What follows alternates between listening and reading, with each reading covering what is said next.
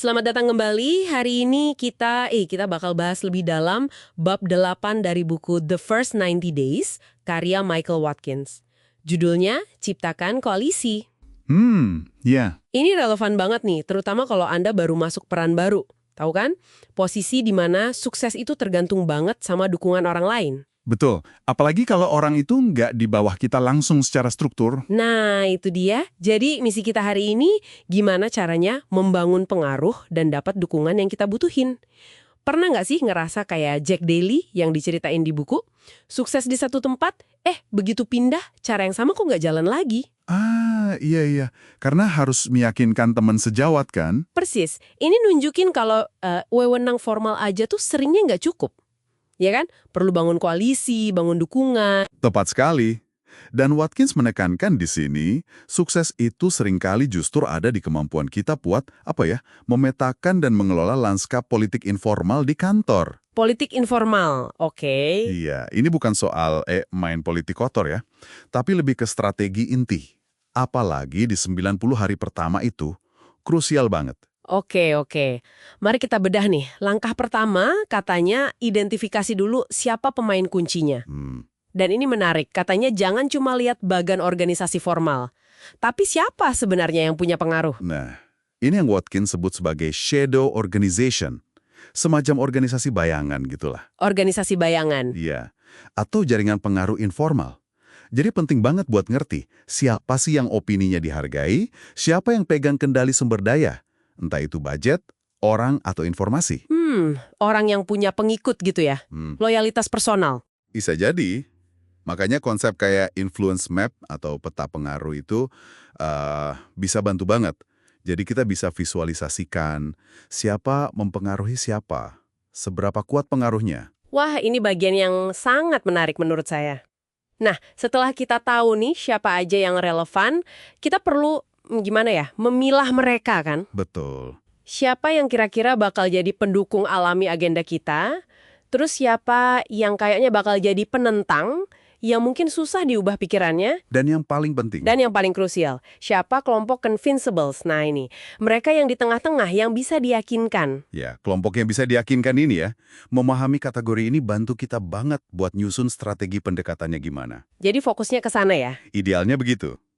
Kuncinya itu ada di memahami kepentingan masing-masing pihak. Kenapa sih orang ini dukung? Kenapa yang itu nentang? Apa motivasinya gitu ya? Persis. Apa karena nyaman sama kondisi sekarang? Atau takut kelihatan nggak kompeten kalau ada perubahan? Atau mungkin merasa nilai atau kekuasaannya terancam?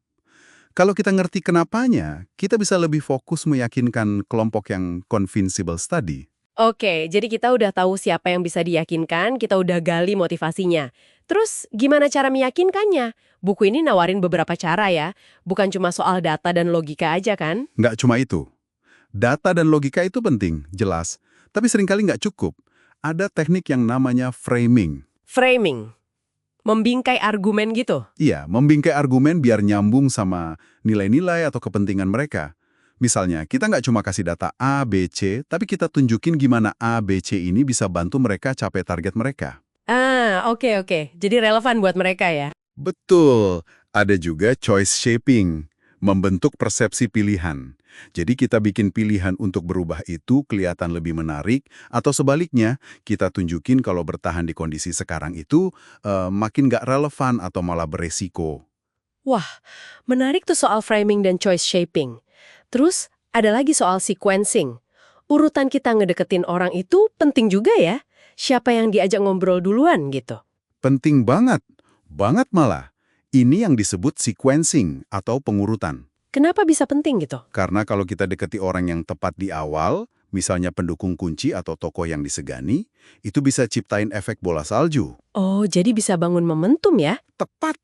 Kemenangan kecil di awal itu bisa bangun momentum positif buat inisiatif kita. Ada juga strategi lain, namanya entanglement. Entanglement, keterikatan. Ya, keterikatan bertahap.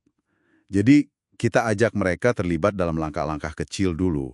Mungkin ikut rapat awal, dimintain masukan singkat. Pelan-pelan gitu ya? Pelan-pelan. Jadi mereka secara bertahap merasa punya andil dan komitmen ke inisiatif kita. Ini bisa efektif banget buat ngatasin resistensi di awal. Jadi kalau kita tarik kesimpulan ya, bangun koalisi itu bukan kerjaan sampingan loh, bukan sekedar politik kantor yang kadang konotasinya negatif. Tapi bagian inti ya. Justru ini bagian integral dari strategi kepemimpinan Anda, apalagi pas lagi transisi peran. Ini butuh analisis, butuh perencanaan, dan yang nggak kalah penting, butuh pemahaman mendalam soal dinamika manusia di organisasi. Kepekaan membaca situasi gitu ya. Benar, membaca jejaring pengaruh yang nggak kelihatan di bagian organisasi itu. Nah, ini mungkin jadi pertanyaan penting nih buat Anda yang lagi dengerin. Coba deh pikirin, dalam situasi Anda sekarang, siapa aja sih orang-orang kunci yang masuk kategori pendukung? Siapa yang penentang? Dan siapa aja yang masuk kelompok convincibles terkait prioritas utama Anda? Pertanyaan bagus tuh. Terus, kalau udah kepikiran, gimana ya cara Anda bisa mulai mendekati mereka secara strategis? Mungkin dimulai dari siapa dulu, ya? Sesuatu buat dipikirkan lebih lanjut. Oke. Sampai jumpa di pembahasan kita selanjutnya.